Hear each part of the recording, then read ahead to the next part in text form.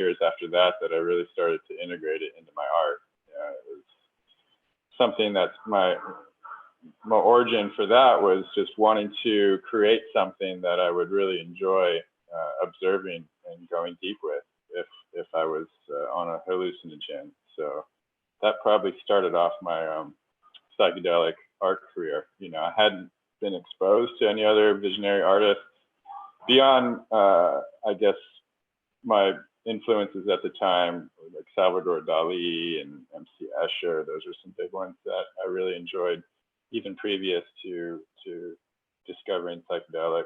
But yeah, that was the beginning of my journey. So were you drawing and painting back then too, 15, 16, 17 years old? Yeah, I was.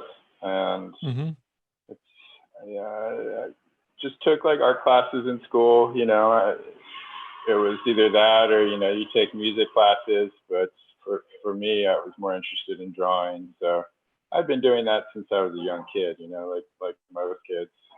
It wasn't until maybe around that time, 15, 16, that I started to try to develop my own style. Working with cannabis for sure was a big aid in that. Helped me kind of loosen my mind a bit to just allow the creation to unfold on itself, sort of sidestepping the ego. And that was a big catalyst for me to be able to just open myself to whatever energies were around me, to sort of be a medium for that current to come through. It's how I explain it now. It's psychedelics. Well, a lot of people ask me if I, take psychedelics and create in that space. And I never have. A couple times I experimented early on, but for me, I enjoy cannabis to open myself. But the psychedelics, essentially, I explain to others that they, you receive a key in those journeys, and you have access to those places that you visit in those experiences later on, because you have that key to open those doors and those avenues. So you can access those realms and those dimensions because you have that set of keys that you receive during those journeys. Right. That is something that a lot of people tend to say, is that it's hard to hold the brush. It would be too hard to hold the brush, in those states. And, maybe a lot of people don't necessarily want to, kind of plant medicine enthusiasts sometimes maybe don't want to admit that there's a little bit of an impairment that happens with certain things. But, there's sometimes it's just best to lie back and collect the vision. One of the things that, Yeah, well, I found myself getting completely obsessed in the detail of it. That's what not being able to move beyond the minutia, and thinking something is just so fantastic in a square inch of space, and then the next day you look at it and you're like, this is trash. So that's what I found myself, just getting too lost in the detail in the moment, and getting I guess distracted in that sense. That's a really good point. I can relate with not with art necessarily, but with other things, getting really drilled down into a fractal piece of something that has no bearing on really anything in the grand scheme of things. But one of the things that you said was that you really felt like there was a before and an after, of your 16th birthday. There's perhaps this kind of quantum leap or this transformation. I'm wondering if you would like to either tell us a little bit more about what that was, or if you would like to tell us about some other quantum leaps or before and after times that you feel like happened with your art. Yeah, well, I would say, I grew up not in any kind of religious household. So never went to church, didn't have that kind of upbringing. So I was really fascinated with science and understanding the world through that lens of science. So I grew up really believing that science was the answer, that ultimately things could get picked apart into their components and understood. And once things were broken down into smaller and smaller pieces and understood, then the whole would make sense. So, you know, my trajectory in school was math and science, and I felt because I was interested in these subjects and excelled at them, then I should, you know, continue that trajectory and make a career out of it. You know, I was conditioned by society and school and everything to do really good in school, so you can go to a really good college, so you can get a degree, and then like get a good career, make a lot of money, and then find happiness along the way, right? That's kind of how it was for everyone. So that path continued, even going into the psychedelics era, you know, after my 16th birthday and when I began experimenting with psychedelics. However, over time, over a few years of using psychedelics, you know, I was having more and more experiences that just did not fall into that framework of reductionist, you know, Newtonian Cartesian paradigm of thought, mind, and reality. And it got to a tipping point, I'd say, where something had to give, because no longer could I frame everything that I was experiencing in that same scientific worldview that I had been growing up with. And it was another tipping point was 2 weeks into my second semester at university. I was going in Chapel Hill and, you know, pursuing medicine, science, you know, physics and biology as a biology major. And it reached that critical point where something did give.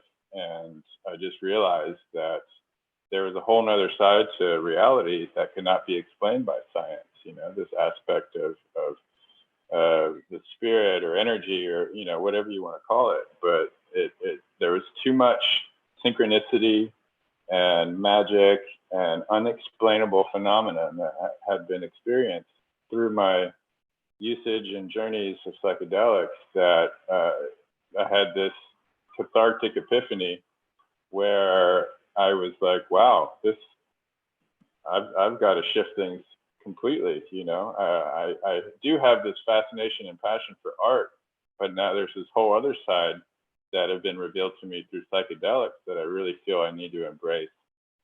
So the next day I withdrew from college and decided that I was going to apply my passion for science and understanding the world through math and science and this whole world through my art. And through that, I can also incorporate and utilize this newfound passion for matters of the spirit and understanding the world through that lens.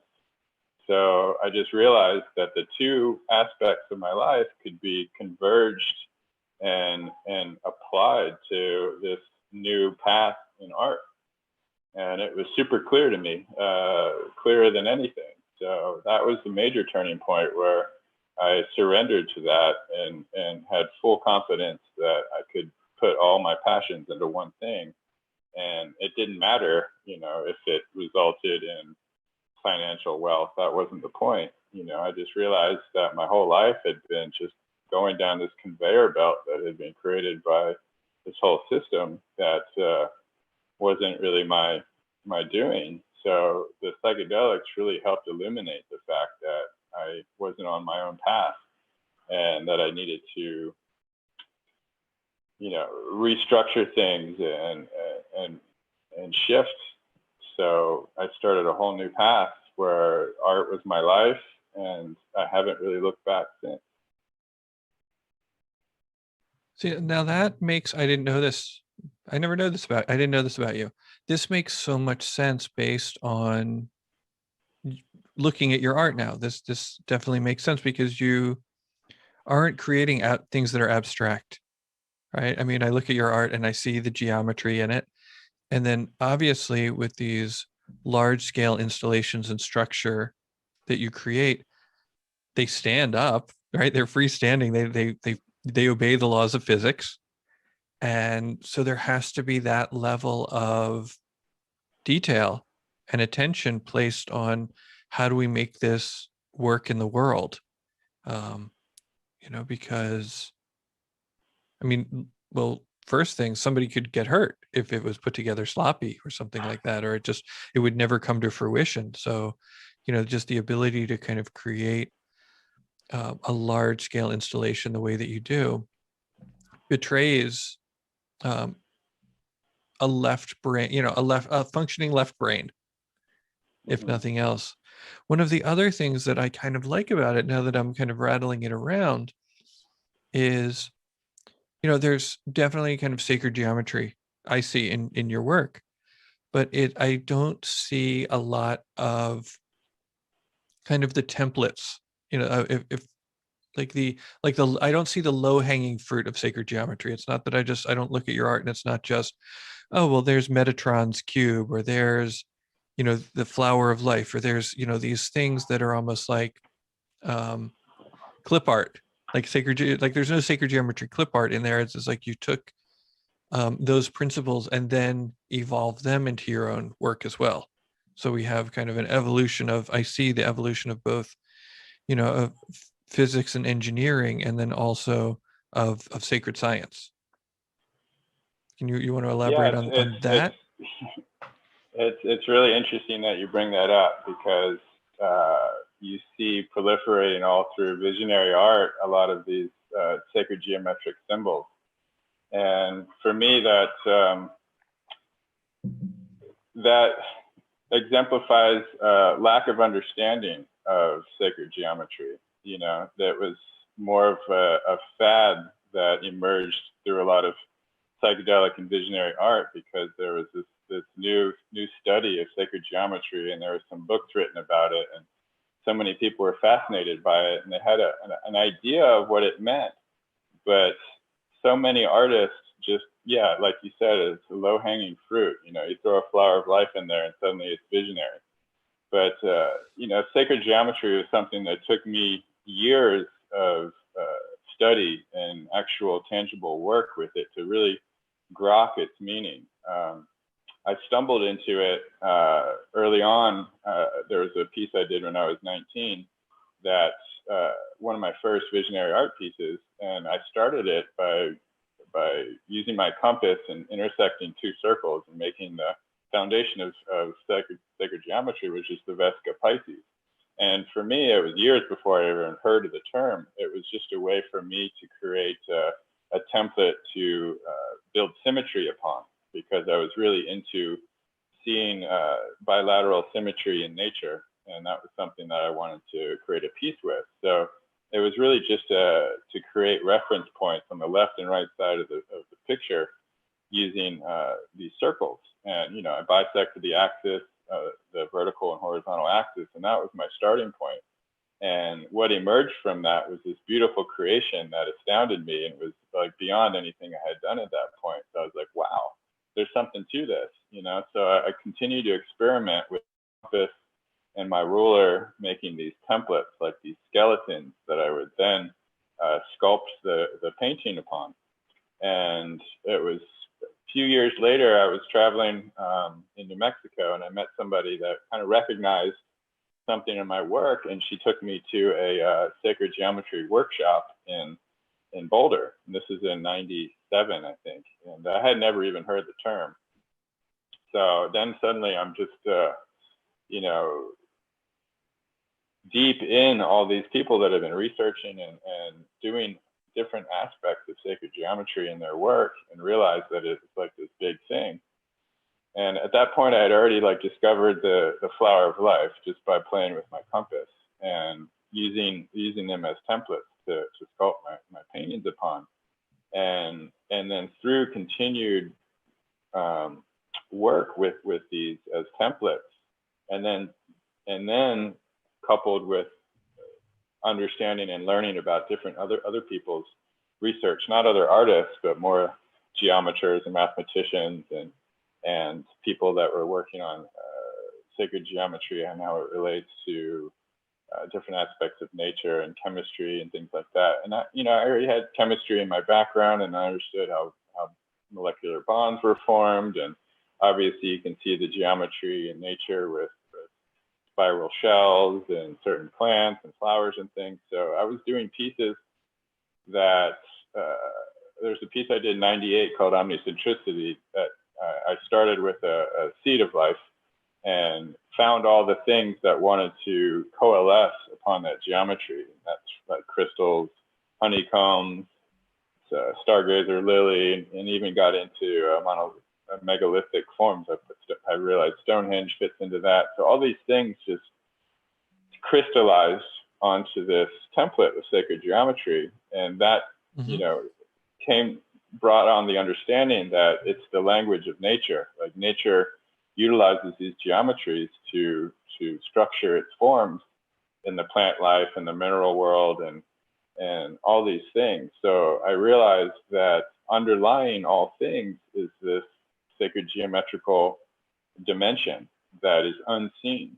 So I thought that it was important to continue to keep that unseen in my work instead of like making it obvious. So that piece I did in '97, using the seed of life, I was like, okay, I'm going to make it apparent that there's a seed of life in here.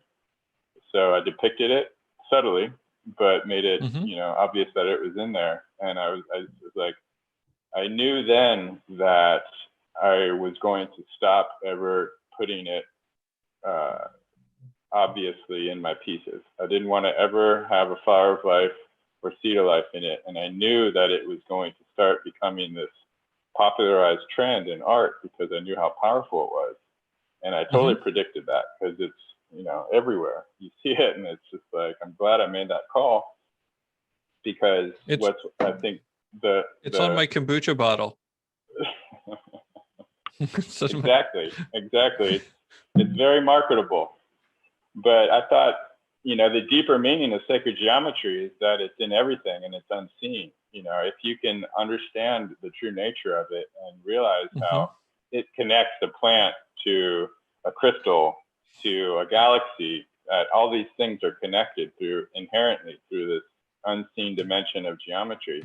That's the true power in it, of understanding how it connects everything and reveals the interconnectivity of all things. That's the true essence and power of sacred geometry, which easily gets lost when it's just thrown in your face as a symbol, without understanding. So I wanted that message to be hidden in my art, and it continues this day where I use these templates as a way of connecting to that source current of creativity that exists everywhere. It's basically retranslating that same current in nature that it employs to make plants and trees, like minerals and crystals, and everything that you see has to get moved through these filters of geometry. So that's one of the paramount messages in my work, is that inherent underneath all the pieces is this geometry that exists everywhere. And you can't not resonate with an artwork that is born from sacred geometry, because we are born from sacred geometry. So there's this inherent resonance that you have with something that is sculpted upon these geometric forms. And I feel that resonance is important for art and artists to connect with people, and for them to feel this connection and this familiarity with an art piece.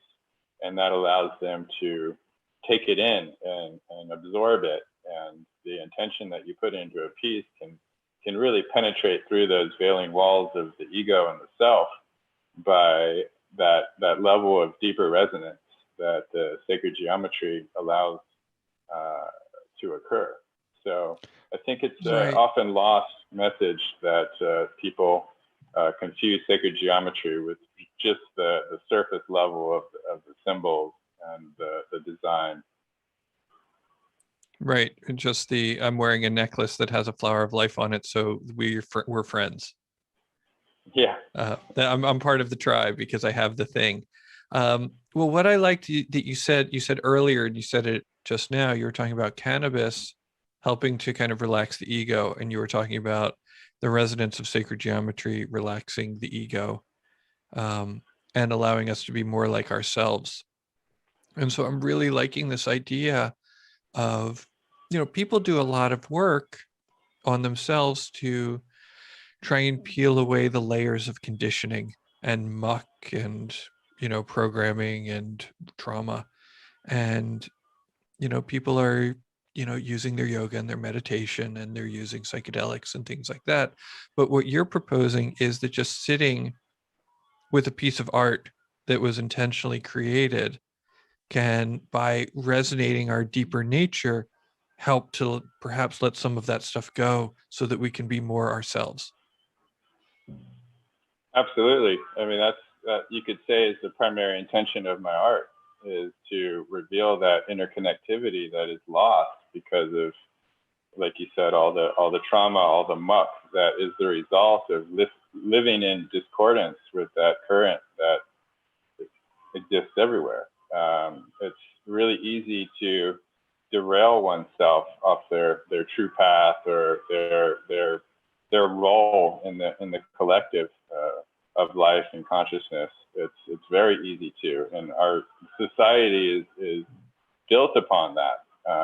There seems to be this drive to keep us separated. So, we continue to be automatons that work to feed up the levels of prosperity to those that are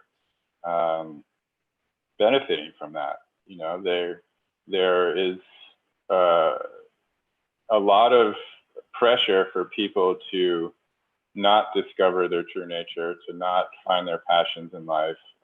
Society seems to be really pushing people towards consumerism, towards just finding something to make money so they can buy things and go into credit debt and school debt and all this stuff that essentially just makes you a worker bee for society. And I feel that the most important thing we could be doing as a species is to rediscover our interconnectivity with all biological, planetary, and universal realities, just to be, as they say, as a cliche, one with everything. But I think that's our true nature, as in all their animals and plants, that's all just part of this one organism. Humans are unique in the sense that we've deviated from that natural path, where there is a disharmony with our species with the rest of the planetary systems. And I think that's obvious for people to see. So our one shot, I think, that we have in this game of life is to reorient ourselves with that current that exists everywhere, to reconnect with our ability to see ourselves as an interconnected, interdependent whole. So yes, psychedelics are important, meditation's important, all these things are important, but we need all the catalysts that we can have. So for me, I realized that art is a powerful medium to help establish that sense of harmony. And sacred geometry is a huge key in that, because it is harmony, it connects everything. So having these underlying frameworks and templates of sacred geometry creates the avenue for that awareness of interconnectivity to be transmitted from the artwork to the person. And hopefully the intention is to spark some level of recognition and awareness and connection to something greater than themselves, to realize that, oh, I recognize this. There's some familiarity here. Oh, I'm not alone. There's something to this that is triggering something deep within me, something that's like deep and cellular, that where the transformation needs to occur initially. The individual is where it begins. Without that inspirational spark, then it's really hard to get to that point where your behaviors shift and your ideas shift and your consciousness shifts. There has to be something that triggers you deeply to inspire that sense of oneness and connectivity to all things. So for me, like, art is something that can transcend the mind because it's visual, because you can take it all in as one uniform thing. All that intention, all that time and love that gets put into something can get right through all those layers of muck and confusion and hit deep. Like good music and any form of good art, there's something to it that hits that spot and strikes that chord of inspiration, which then expands out into the rest of your being. And that's when you start to make different choices and shift your behavior. And then that hopefully inspires you to seek your own source of passion and inspiration. And through that, you communicate that to others in your life. So the whole idea is to instigate and begin this snowballing effect of inspiration by transmitting this sense, this intention of global unity and universal unity through the art, and in the hopes that will inspire them to then inspire others and others and others. And eventually the idea is that we as a collective species are now in harmony with each other and with the planet, and then the healing can begin at that point on a large scale. But until that critical mass of individuals have attained that level of awareness of the interconnectivity of all things, then we're still gonna be just delayed and continue to have these issues where we're not seeing the planet as part of ourselves. We're not seeing each other as a reflection of ourselves. So we're behaving in this space of disconnection, which is where fear begins. And then from that point, it just gets messy, because there's this great divide. I wonder if it's not a catch-22 though. I mean, I'm glad that you bring up, bringing your behaviors into alignment. That's important. And you also bring up the need for inspiration, because we do sometimes know that it is hard to bring our behaviors into alignment and make different choices when we're so conditioned and so patterned. I am just, what is your thoughts or advice for people who might be listening as to how to sort of bring both of these up, increase, behaviors that are going to bring us into alignment with global unity, as you say, and harmony with ourselves and all things. And then how do we stay inspired in order to continue to have the fuel to maintain those behaviors, because sometimes they don't bear fruit right away. In my integration work with people, they come off of, these very peak experiences, and they're going to make tons and tons of changes in their lives. And they're able to maintain those changes for 2 or 3 months. And then they start to drop off, and life kind of slowly starts to get back to normal. And they're worried they did something wrong. And, sort of staying on that trajectory is awfully challenging. So you're right, and now more than ever, I never thought society would be in such a divided place as it is right now. It's right now it's as hard as it's ever been to be excited, to think that making the changes are going to have an effect, and not being completely submerged by the deluge of division that the media and society and politics and everything that's being forced upon us in a sense. So I get it. It's really difficult to integrate the experiences and to have them form a lasting change in your life. I was very, very fortunate when I had my epiphany in life that I had this background of art to apply my experiences Mm-hmm. to. It was just a turnkey thing for me where it was, okay, well, great. Now I know what I need to do. I'm going to continue to make art, and all this stuff is going to go right into that. And it makes perfect sense. But not having that background in art, I think I would be very confused as to how do I apply this? What is it that I'm here for? What should I do with this knowledge or awareness? And how can I, continue to make it last? And, I wish I had a very clear answer for everybody, because, I truly believe that everybody is brought into this world with some gift or something that they're passionate about. And for some it's farming, for some it's art, for some it's music, for some it's computers. It runs the whole spectrum. I'm sure that everybody has something that they are passionate about and they don't feel is work.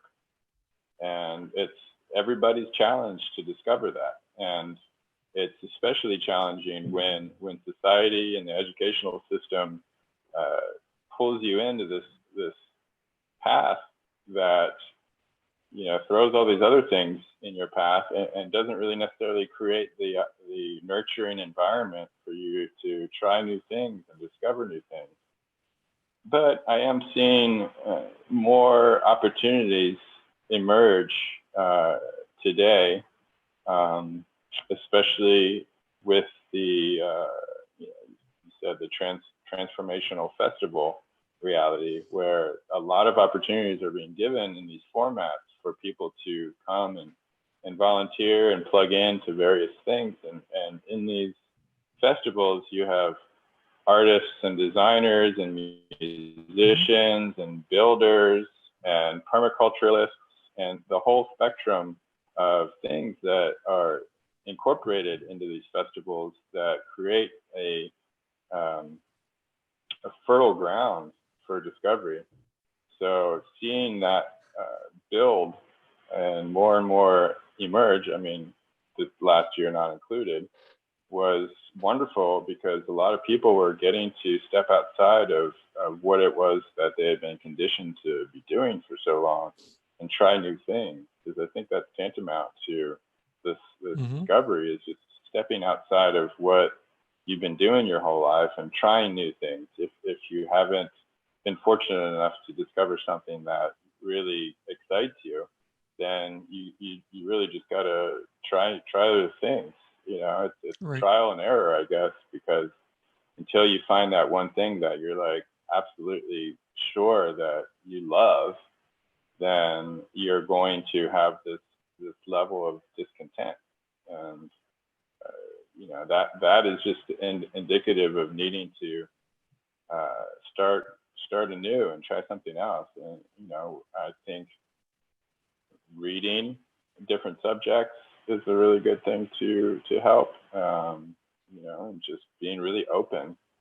But I don't think there's one answer that works for everybody, unfortunately. But I do strongly believe that everybody has something that they can find in their lives that they're passionately excited about. And when you find that and you pursue it, then I also firmly believe that life works out. There's reciprocity between one putting love and energy into their passion with the universe, supporting it in some weird and mysterious way.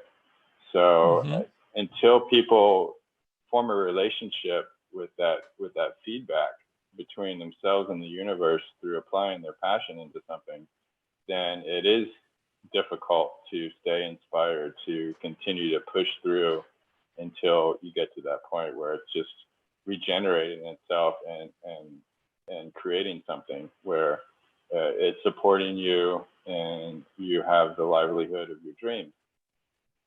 So, I do have faith that everybody can find that. Right. So you use the term, pursue your passion. And Well, I like this, and I want to be very explicit about it, because there's a difference between pursuing your passion and pursuing your passion. And when I hear somebody like you say that, it's like one of the reasons that I like having the artists and the musicians on the podcast is not just I appreciate your talent, but I appreciate like the dedication and the diligence and the discipline, the 3Ds, that go into creating phenomenal works of art and music. And it's not lost on me that many hours get spent cultivating a skill. And I think that this is really key for people having psychedelic initiations, is that there is a vision of a potential future, right? It's like, oh, this can be like this, and this is going to be amazing, and I see the potential here.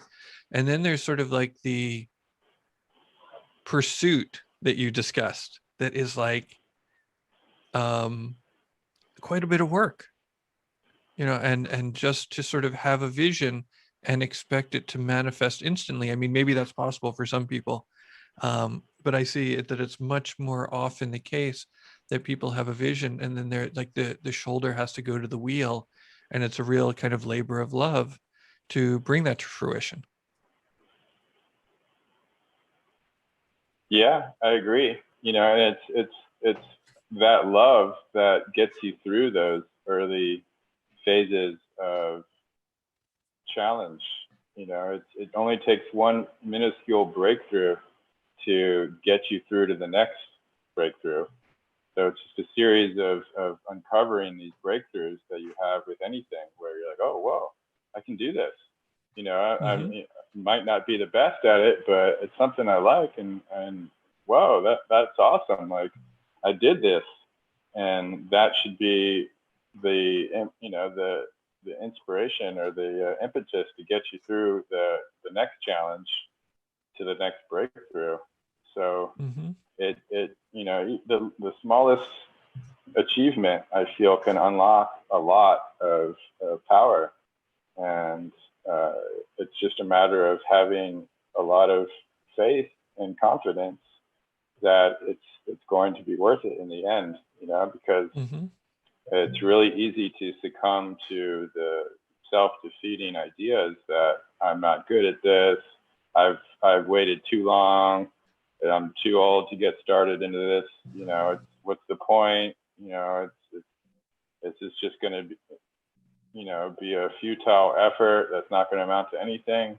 Those voices we all have, and it becomes easier and easier to listen to those voices the further along that deviated path we are. The more stuff we've accrued in life, the more like credit, the debt, the years spent at the job, all these things make it really hard to shift one's trajectory the longer that we've been along that path that's deviated from it. So I get it. It's a huge challenge.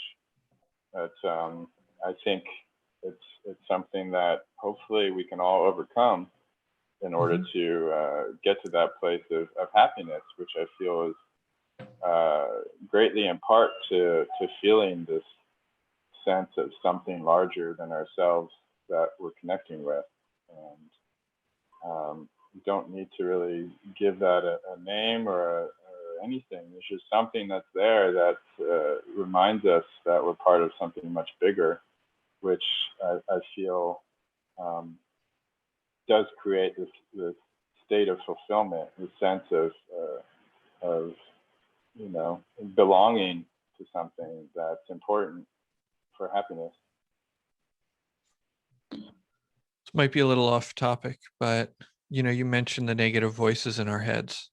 And I was just talking to somebody a day or two ago, and I've been trying to work with this. I find it fascinating, that they suggested that the voices in your head that are yelling at you and telling you you're not good enough and you can't do it aren't actually inside your head. If you listen, you can place them, that they're either is the voice coming from above or below, forward or back, or left or right, and that you can actually start to relate to some of those voices differently and to discover that that's not actually your essential nature by figuring out where they're coming from. And you can dialogue with them differently, because what they say is that, the programming, he suggested that a lot of them are coming from above because you were little. You were a little person, and that people were telling you no, and it was coming in from up here. And he was like, well, you can turn it down, you can rewind it, you can rewrite it. And it's sort of like, so the Tim Leary talked about, or Robert Anton Wilson talked about meta programming, how to kind of rewrite those scripts.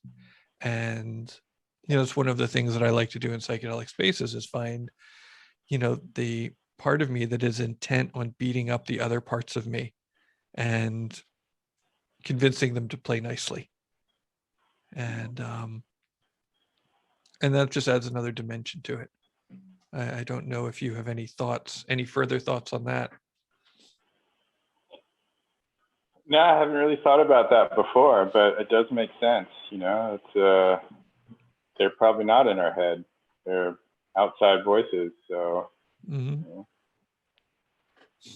So the other thing that you said, I might not be the best at this, when you were talking, but here I am doing it. And, in a lot of ways, I look at your art and it's not necessarily, it's kind of like, what the Grateful Dead said. It's not necessarily that you're the best at what you do. You're kind of the only person who does what you do.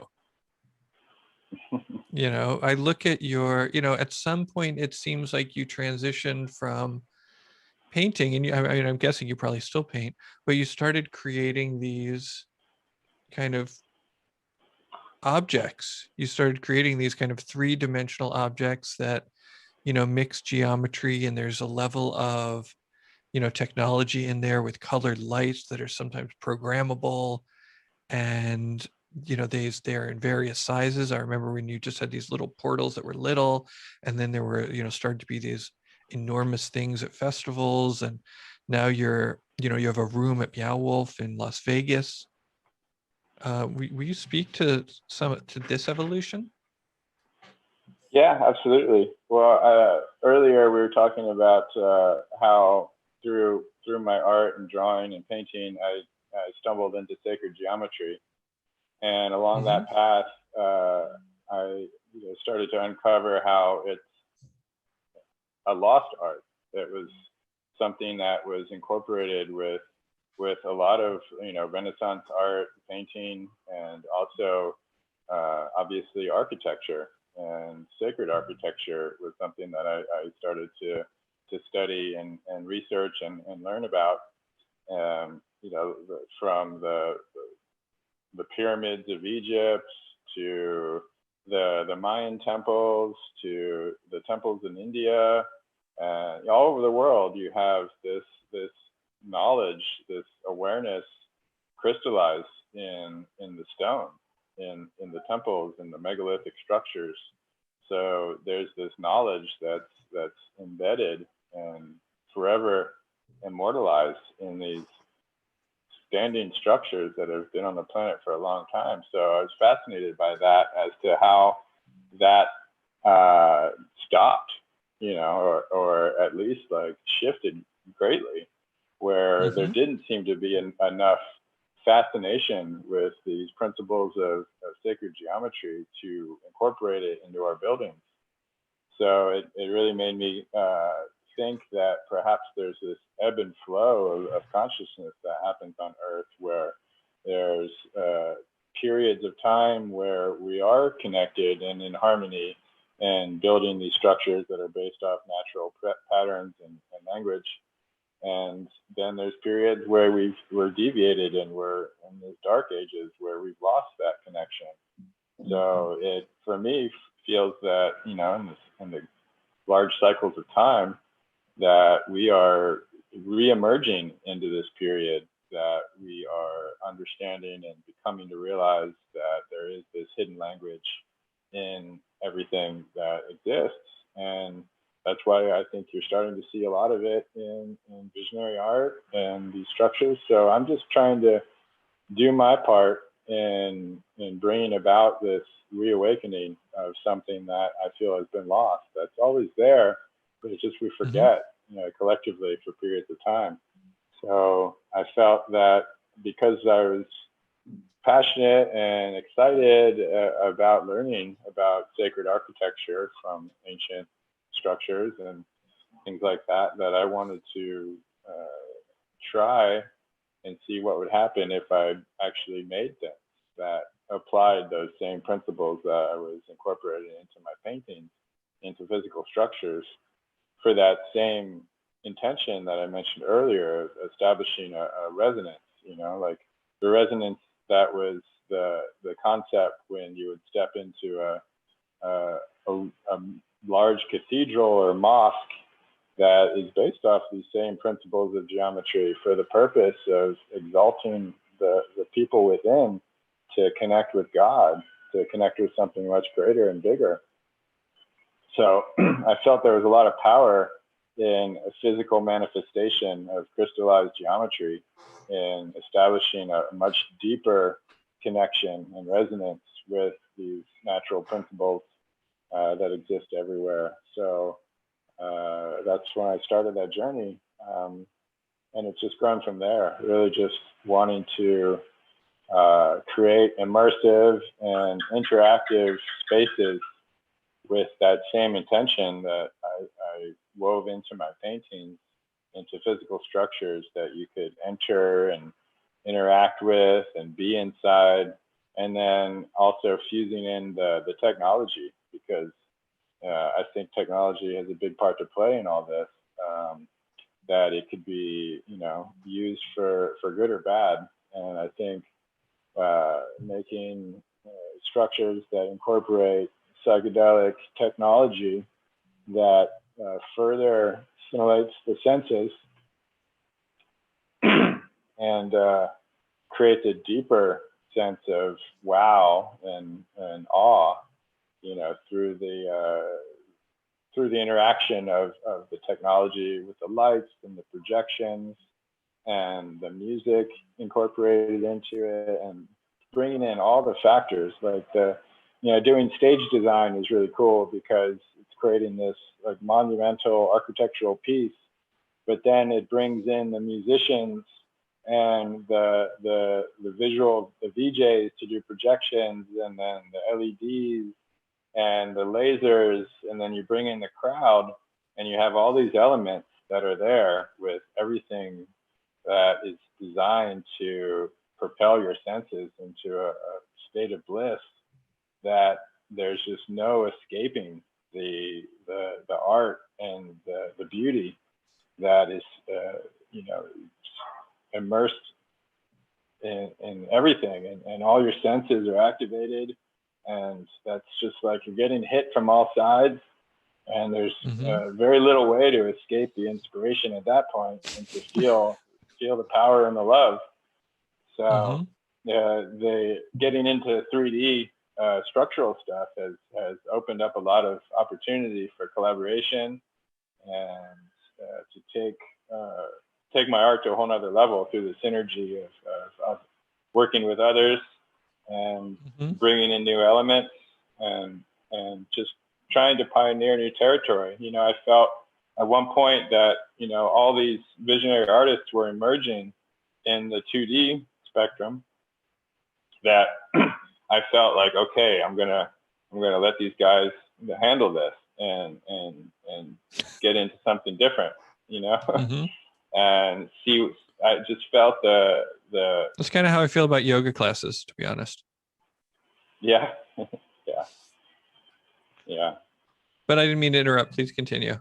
Oh no, that was it basically. Just I saw a need, and I felt that nobody was filling it. I was really inspired by portals, these structures with the intention to designate some level of sacred space, and this idea of walking through this liminal membrane from one dimension to another. And I have continued to push that in my work of creating these portals. So everything I attempt to do is essentially trying to bridge our dimension with the dimension that normally lies unseen. And getting back to psychedelics, that's essentially the dimension that I hope to reveal through all the work that I do. I feel that there's something really big out there that's starting to really seep through our noosphere, our plane of existence. And for the longest time, it's just been this trickle of light that's coming through, this crack in the dam that's been established by society and all the systems that are in place that have wanted to hold it back because, you know, it's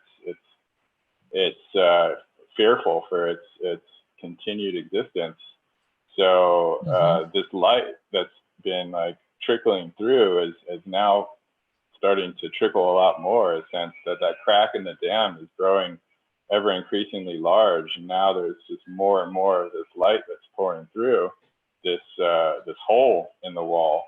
And fortunately, in this metaphor, which I feel is you know, appropriate for what's happening, is that you don't have to dismantle that dam brick by brick to break it down. You really just need to feed that trickle, that crack, to get it to the point where it's at that critical point where it can no longer structurally hold itself, and then blast open, and then you just have all this light pouring through that has nothing in its way. So I feel we're doing that by everything that we do to feed that psychedelic leak that's coming through, and whether it's art or podcasts or, you know, anything that's educational, you know, essentially what we're trying to do is just blow this psychedelic reality, you know, through the roof, because now is the most important time than we've ever had to.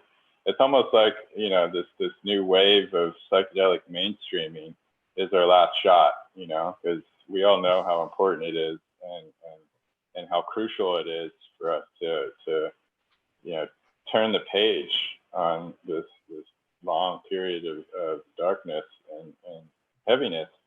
So I think it's important that we, you know, attack it on all fronts, because you know, it's almost like our last chance at this, you know. Right. And when you're talking about this, you know, this attacking at all fronts, I can't help but, you know, turn it to the individual, right? Because on one hand, you're also talking about, you know, this very intentionally created stage and performance, right? Where all of the senses are kind of overwhelmed with kind of the light and the design and the art and things like that. And, you know, it just sort of makes me, you know, aware that, you know, my body as an interface to reality just takes things in through the senses. You know, it's like everything that you know, my direct experience is through the five senses. You know, and then I happen to think whatever I think about it based on whoever I happen to be at the given moment. And so the cultivation of my space, you know, this is why in psychedelics they talk about set and setting being so important. Is like, how am I cultivating my space for, you know, the psychedelic journey that I'm on in just my ordinary, quote unquote, ordinary waking life, or in, you know, something that has been alternate and non-ordinary. It's like, how do I continue to kind of evolve that with beauty that I know is going to make a difference to my consciousness? Right. So I happen to be very impressionable, and I feel like we all are. And if we're just constantly stuck in the same old kind of boring, small environments, we're going to have the same old boring, small thoughts.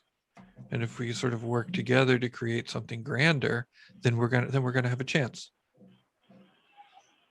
Yeah, absolutely agree.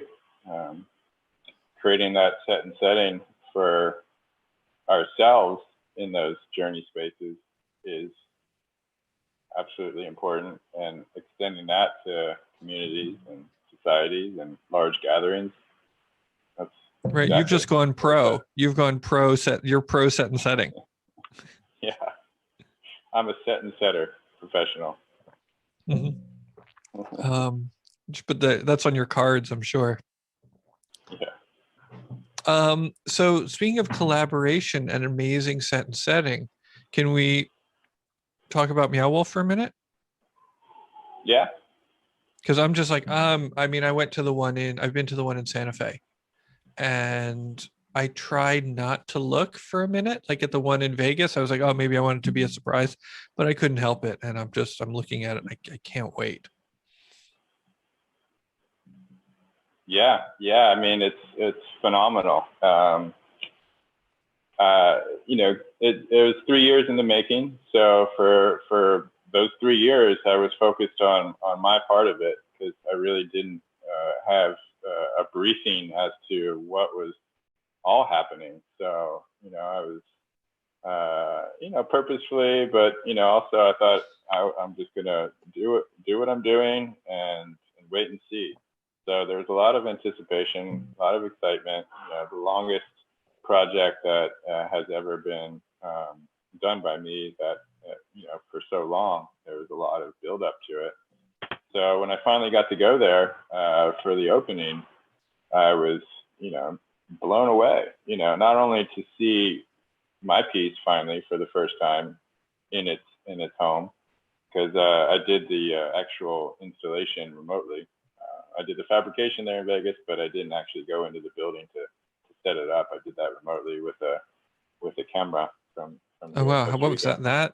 that sounds tricky.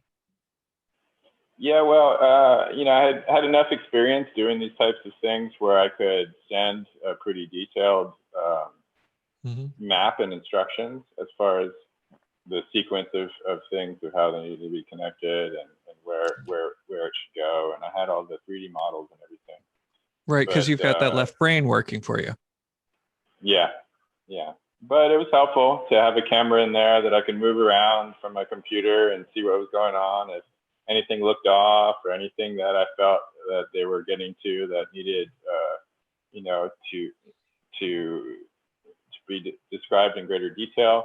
But the contractors that they had were phenomenal. They worked amazingly, and asked all the right questions, and knew what they were doing, and had way more experience than I did with these kinds Mm-hmm. of things. So it was amazing. It worked out really well.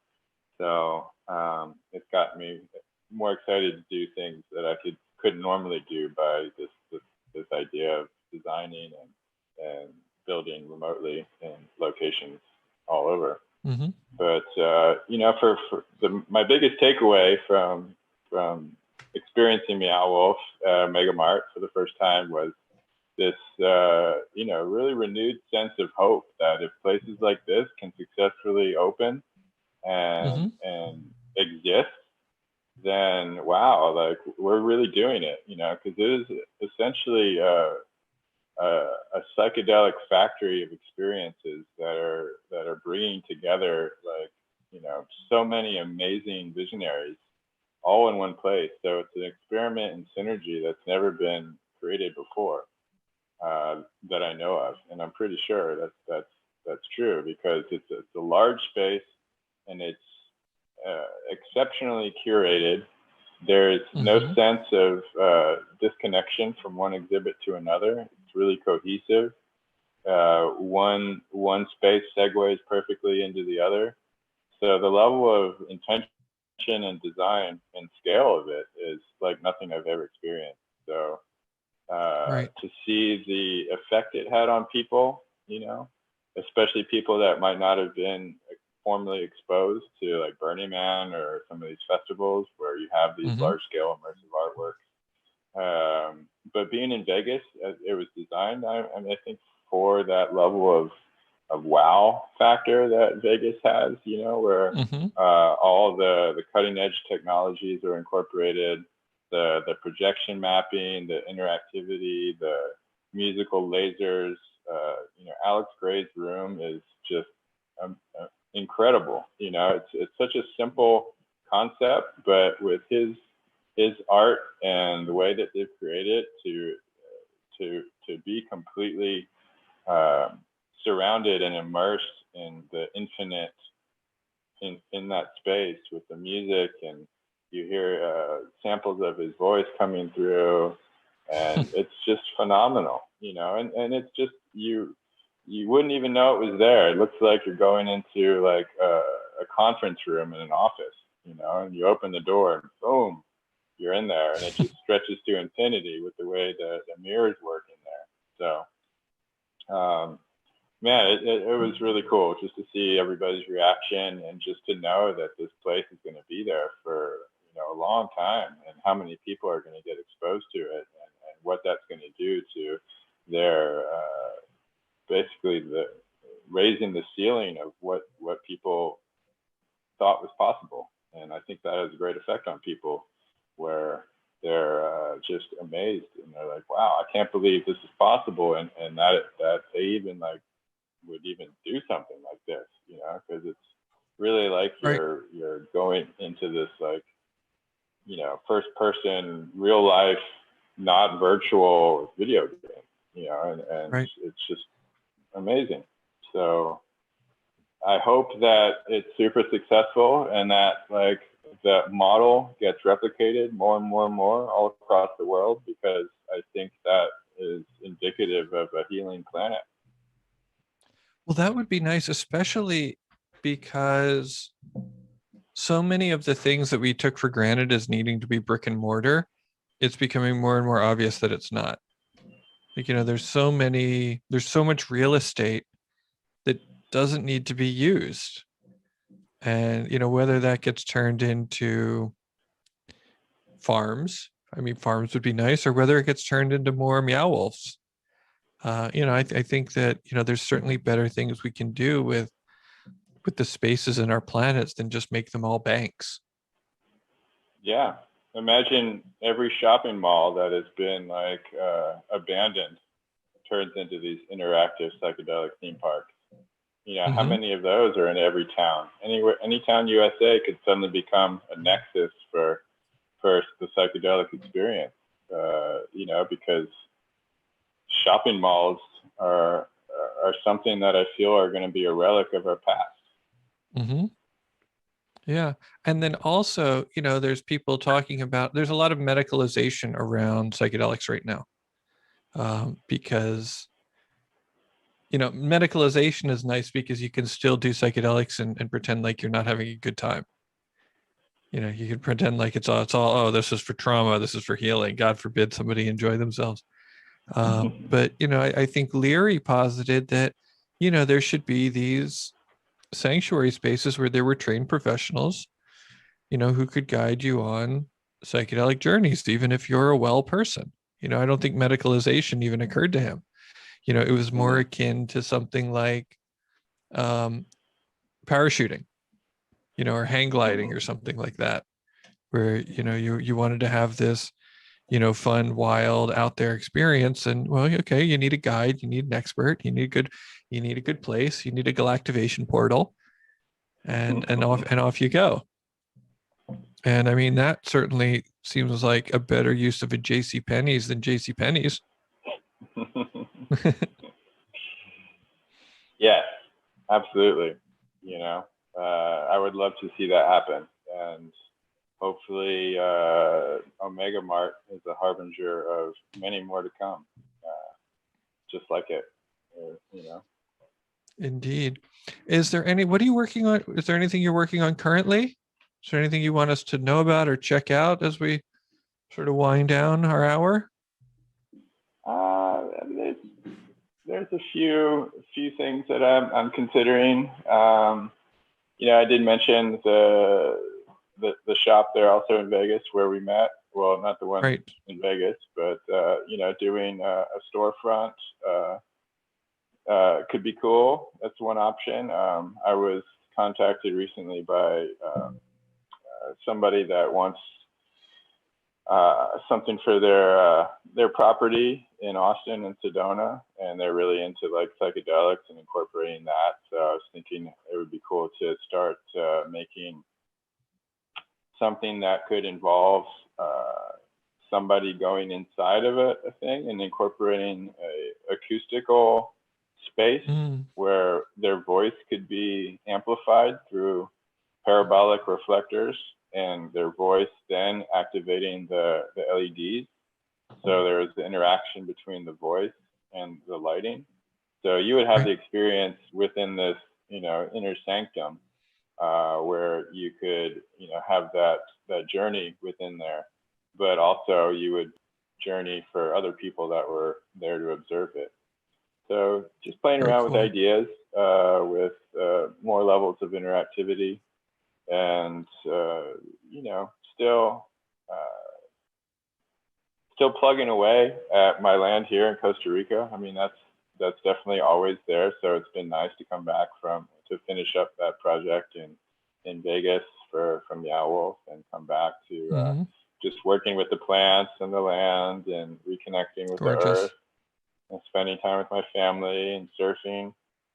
So right now I'm sort of in this, you know, in between jobs, I guess, because I haven't Right. you know, really bit into anything quite yet. That's like a big project, but a few things are on the periphery. But in the meantime, I'm just really enjoying plugging away at my land. Right.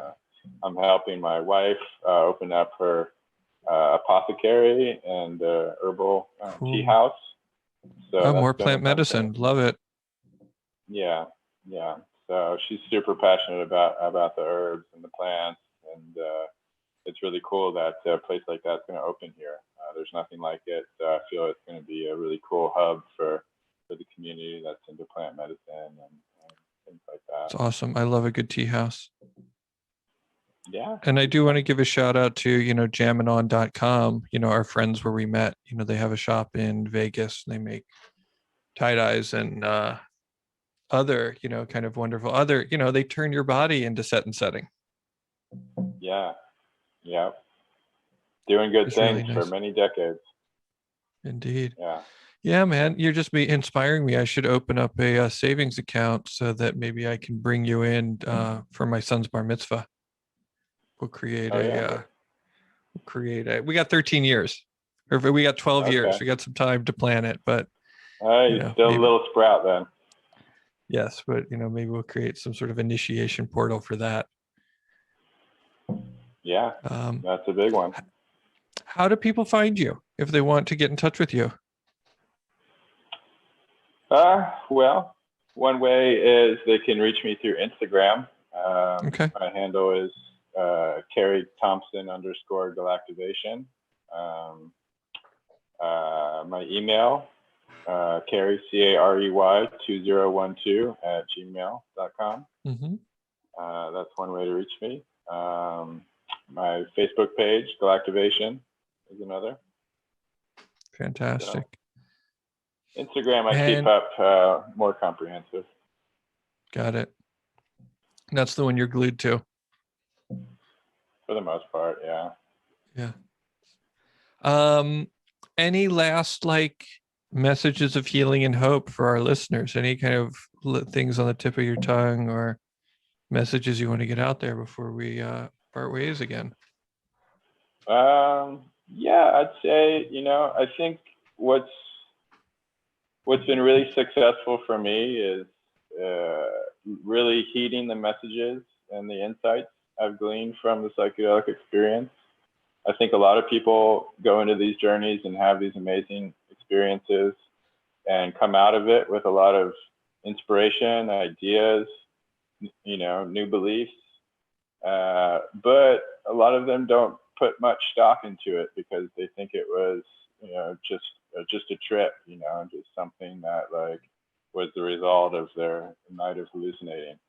But I think it's really important to really drive in the fact that those experiences are real, and to really follow through with those things that you experienced and the insights that you had. For me, it's been very successful, you know, just really believing in them and not having doubts. And sure, the doubts come, but really just trusting that what comes from your experience is real. And it's important to follow through and integrate and believe, and to continue to believe beyond just the afterglow, that it's something that is really valuable and really worth putting the time and energy and doing whatever restructuring you need to do to follow through and to adhere to the new you. that has been revealed through your experience. I think too many people either forget about it or succumb to their doubts or are afraid to make the changes. But, I really hope that more people can have the confidence and take the leaps of faith that are necessary, because the universe greatly and well to those leaps of faith that are in line with the experiences that you have in those psychedelic states. Gorgeous. Thank you so much. I'll do like a couple of closing show notes, and then we'll say hi to Skylar again. Okay. Thank you, everybody, for being a part of Instrumental Breakthroughs today with Carrie Thompson. Thank you so much, and visit him on Instagram at CarrieThompson_galactivation. Big shout out again to Deadheadland for hosting us. Please support them on Patreon at patreon.com/deadheadland. And thank you to Skylar at livestreamremote.com. I am your deeply devoted host, Daniel Shankin of Tam Integration. And thank you for being here. Really, really appreciate your kind patience and attention. And I look forward to seeing you all next week. Thank you so much. Have a great day.